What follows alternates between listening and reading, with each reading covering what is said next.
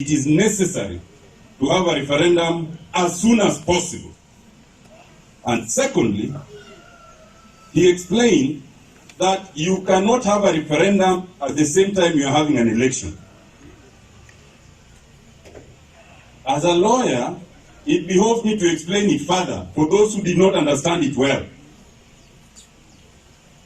You yourselves passed the Constitution of Kenya 2010. And that Constitution says that there are certain changes in which, if you are to make, you must go for a referendum. Not that you may, but you must.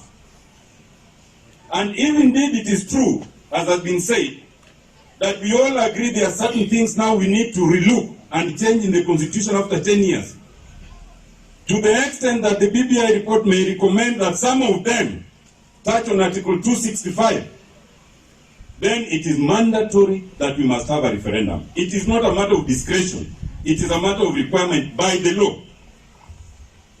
The question of money can never be an issue.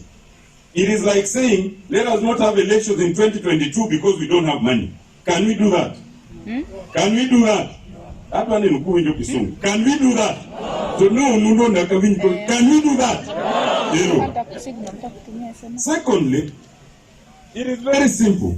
You cannot have a referendum to decide what to change in the Constitution at the same time you have an election under that Constitution.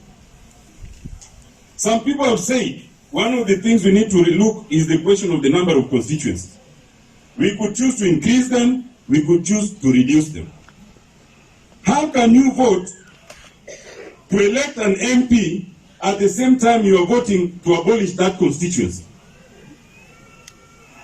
Some people have said there are too many counties, we should reduce them. Some want we could increase them. How can you vote to elect a governor at the same time you are voting to abolish that county?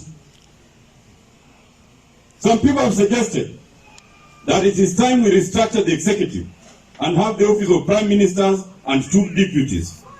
Whether we will agree on that and whether they are to be elected directly by the people or through parliament, we are yet to see. But supposing we were to elect a prime minister directly, how can you vote to elect a president and to create an office of prime minister and you don't vote to elect that prime minister? Does that mean you will come back the next day to vote for the prime minister? It becomes even doubly expensive. And therefore, it stands to logic.